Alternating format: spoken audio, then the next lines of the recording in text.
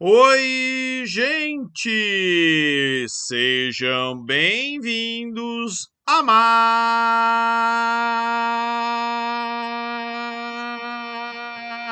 uma aula de geografia. Continuando a falar sobre região sudeste, agora a gente vai falar, né, de outros aspectos físicos, como relevo, hidrografia, recursos minerais, né, e alguns desastres. Vamos lá. Então, ó, isso daqui é um mapa de relevo do IBGE evidenciando, né, algumas características do Sudeste brasileiro, ó, mapa físico da região Sudeste. O vermelho aqui tem a ver com altitudes, né? Altitudes um pouquinho mais elevadas, amarelo, vermelho, né? É onde é mais alto. As linhas aqui azuis, né? Elas são os cursos d'água. Aqui dá para ver o Rio Tietê, o Rio Paraná, o Rio Grande, tá? Mas esse é um mapa bem de difícil visualização, tá? Então, por conta disso, né, embora esse daqui seja mais preciso, ele é mais difícil de ver, ainda mais na tela aí do celular, né, ou da TV, se alguém estiver assistindo.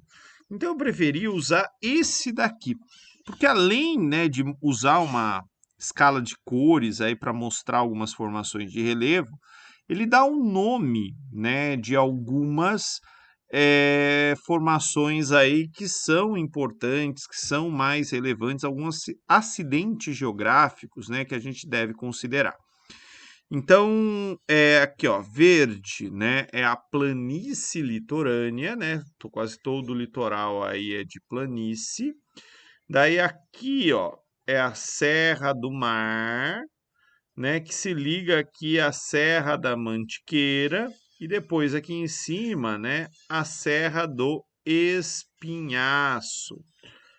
Depois vem, né, a depressão do São Francisco, a depressão periférica, que vai existir aqui em São Paulo, né, e um planalto ocidental, né, ele chama de meridional, né, ocidental é aqui em São Paulo, né, meridional é aqui embaixo. Bem, além disso, esse mapa ele mostra aqui alguns rios importantes, né, do Sudeste brasileiro. Os rios paulistas, eles são os mais importantes de todos, tá? Principalmente para quem vai prestar a universidade aqui em São Paulo. Se você vai prestar Minas, Espírito Santo, né, dá uma olhadinha, né, naquilo que é mais importante em cada lugar.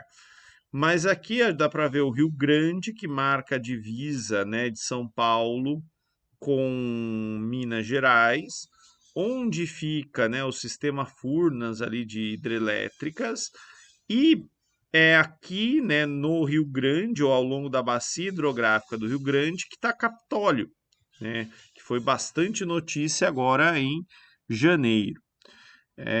A gente tem também Rio Paranapanema, marcando aqui a fronteira de São Paulo com o Paraná. O Rio Paraná, né, que vai marcar aí a fronteira de São Paulo com o Mato Grosso do Sul, né, e parte aí também da fronteira de Minas, ó, ele vai delinear aí o tal do Triângulo Mineiro. O Rio São Francisco, que nasce em Minas Gerais, na Serra da Canastra, né, e segue rumo ao norte, é um rio importante para o Nordeste. Rio Jequitinhonha, Rio Doce, Rio Paraíba do Sul. A gente já vai falar um pouquinho sobre esses rios. Do ponto de vista aí da divisão territorial, né, segundo as suas características geomorfológicas, a gente vai ter aqui, né, a Baixada Litorânea, né, que é importante lembrar, a depressão periférica paulista, meus alunos de Sorocaba e de Conchas, vocês estão aqui. O Planalto Cristalino Paulista, meus alunos de São Roque, vocês estão aqui, tá? E aí tem outras formações, né, destacadas aí na figura, que eu nem vou falar muito delas. Aqui também é um outro mapa de relevo, então notem que eu estou trazendo aqui, ó, várias formas de vocês visualizarem. É só dar pausa, né, e ampliar e fuçar do jeito que vocês achem melhor, né? Aqui ele mostra, né, as escarpas, ele dá um destaque grande, né, para as escarpas em rochas cristalinas. É, no passado, né, na época lá da separação dos continentes, houve, né, um grande derrame vulcânico, né? Houve uma cadeia vulcânica. Essa cadeia vulcânica ela entrou em erupção e a lava, né, acabou escorrendo por essa região aqui no Brasil. Na verdade, se estende um pouquinho do Paraguai, um pouquinho da Argentina, né? Mas o parte principal é essa região aqui. E quando essa lava, né, ela depois vira rocha, esfria, né, vira rocha, essa rocha vai sofrendo intemperismo, vai se desgastando aí com intemperismo químico, físico, biológico. Isso vai se transformar, né, no solo de terra roxa, né? Então existe solo de terra roxa ali no sul de Minas, no parte do Triângulo, né? E o oeste paulista no sudeste, além dos estados do sul do Brasil. Aqui é um basalto, né? A rocha mãe, né? Que vai depois sofrendo intemperismo e vai produzir esse solo aqui de coloração avermelhada. Professor, se é vermelho, por que chama terra roxa, né? Porque os italianos que vieram para cá, né, chamavam de terra rossa, terra vermelha em italiano. Os brasileiros ouviam isso, né, e chamavam, aportuguesado, de terra roxa, mesmo sem fazer sentido nenhum. Além disso, né, a gente tem no sudeste brasileiro bastante recursos minerais, como vocês estão vendo aqui, ó, tem calcário, tem sal, né, minerais radioativos, diamante. Mas assim, né, pensou em exploração mineral, tem duas coisas que são muito importantes. Petróleo e gás no litoral, né, no oceano, para ser melhor aqui na plataforma continental do litoral do Sudeste, e, né, ferro e manganês no famoso quadrilátero ferrífero, né? Então fica aqui, ó, nessa região, tá? Notem aqui, ó, a estrada de ferro Carajás Vitória, né, que vai levar, né, minério de ferro para ser escoado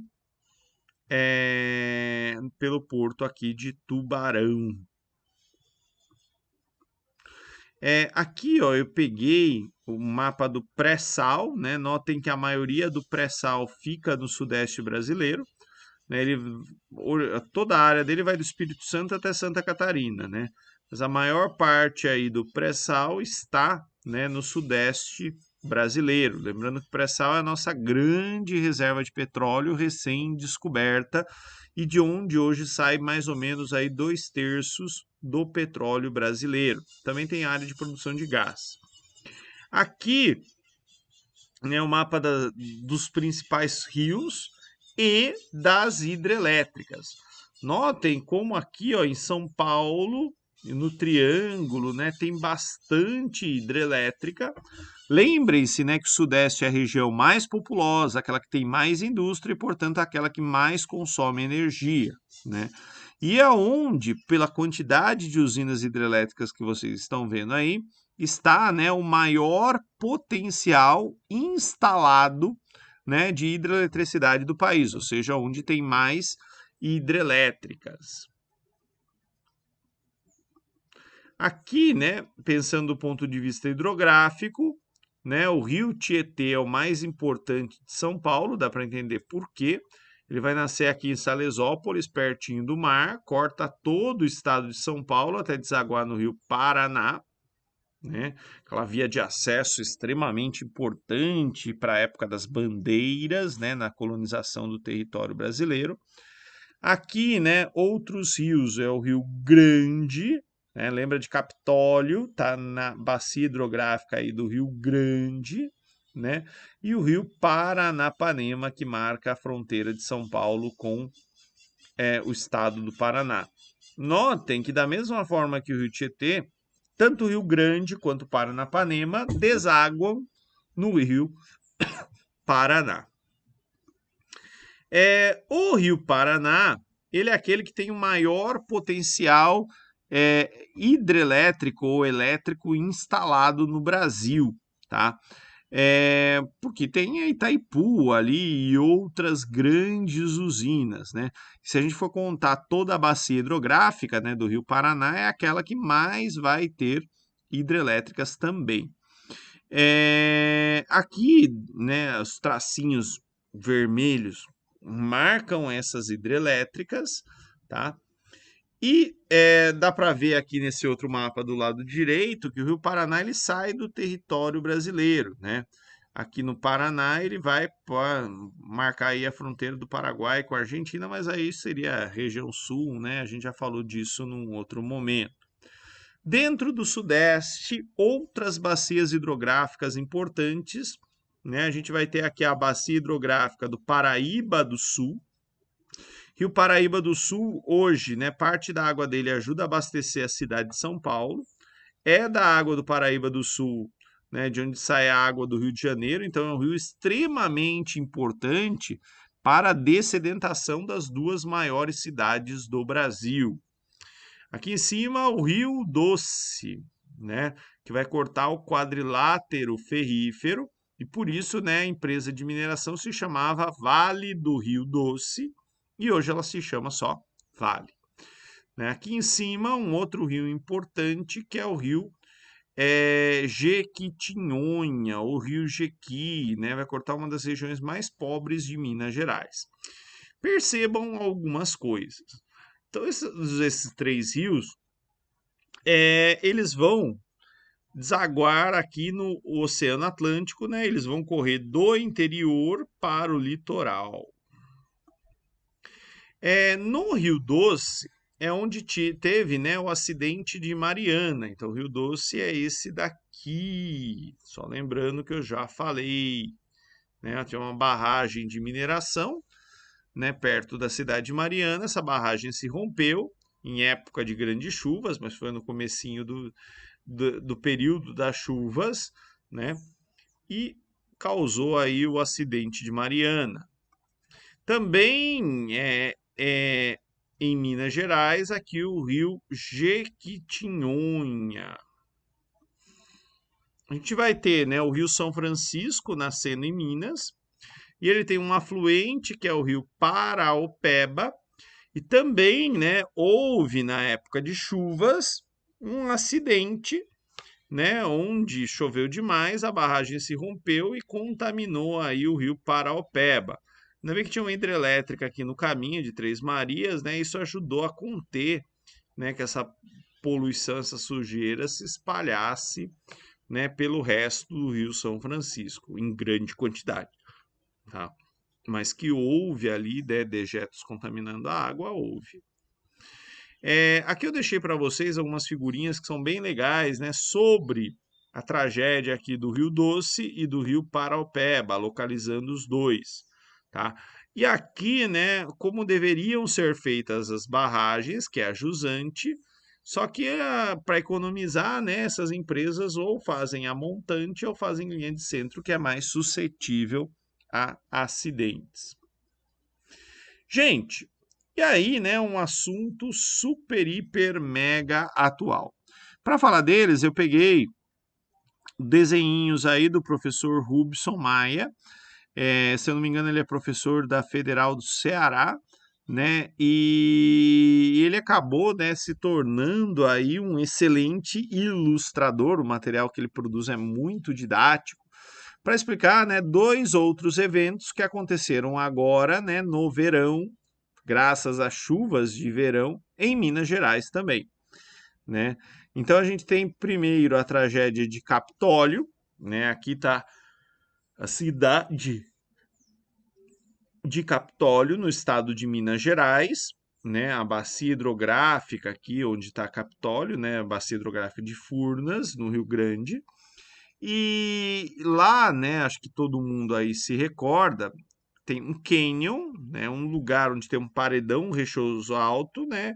E um penhasco onde está o riozinho embaixo. É um destino turístico muito importante.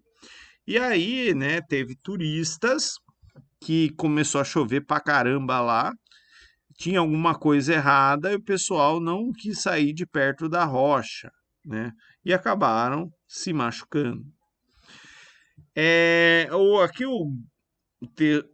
a figura, né, do professor Rubinson explica isso bem melhor, né? Assim, dá mais detalhes, como que é feita, né? Como que ocorre essa erosão, né? As fraturas aqui da rocha, né? E isso leva ao processo ali do tombamento. E uma outra tragédia que aconteceu em Minas Gerais, mas essa deu para retirar as pessoas, né? Causou menos dano, foi de um morro que na cidade de Ouro Preto desabou, né? Então teve aí um grande deslizamento de terra, que é um outro fenômeno aí ligado ao intemperismo, né? Nesse caso, as águas da chuva satura o solo e aí de repente, né, tem o escorregamento, né, de todo esse solo levando, né, tudo aquilo que tiver embaixo. Gente, era isso que eu tinha para falar para vocês. Muito obrigado pela atenção de todos e tchau, tchau.